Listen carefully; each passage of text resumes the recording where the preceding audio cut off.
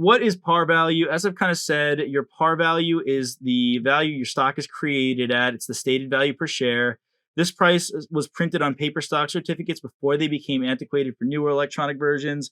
So the company did not set a par value. Its certificates were issued as no par value stocks. So it's kind of, as it says here, it's a little antiquated. It's a little bit based in the past.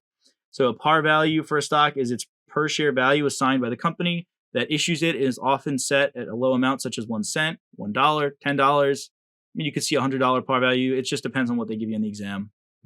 No par stock is issued without any designated minimum value. And then neither form has any relevance for the stock's actual value in the markets. This is more for internally tracking your stock, internally tracking your gains for treasury stock. Super tied to treasury stock, APIC and par value. So par value has no significance economically. It's not important for investors, but it's very important for the company, which is why we're going to talk about it a lot, because we are the company.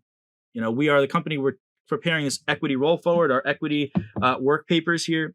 So this is the journal entry when par value stock is issued for cash. So this is going to be, we have cash proceeds of 12,000, right? Whenever you issue stock, well, why are you issuing it? You're hoping to get cash for it, like that. Common stock, you're increasing the common stock outstanding. Now, in this case, we're saying it's $10 par value stock. I guess one thing that's missing here is that the shares would be going for $12 a share on the market. That's should have been included, but you can gather that by the cash proceeds there. $12 fair market value per share, right? Okay. So common stock is always going to be at par value, and then paid in capital in excess of par. This is APIC, same thing.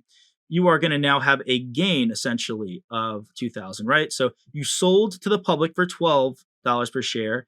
You originally had it for $10 a share. So you're essentially, this is like you recording a gain, right? Like think about when you sell stock for a gain, you credit it. So it's the same sort of concept, same sort of thing here, and definitely important to keep in mind. Now, no par stock is issued for cash. It's just the boring, lame journal entry, right? But we're pretty much going to be dealing with par stock, at all times, right? Like that's just kind of what we're going to be seeing, over and over throughout the exam. Okay, stock issued in lump sum sales. So when stock is issued for services or property other than cash, the property services are recorded. Basically, it's going to be fair market value, right? Valuation throughout this exam is going to be fair market value. When in doubt, use fair market value. If this was reg, it's a different story. We're going to use cost mostly, but fair market value of what's received, fair market value of the non-cash consideration received.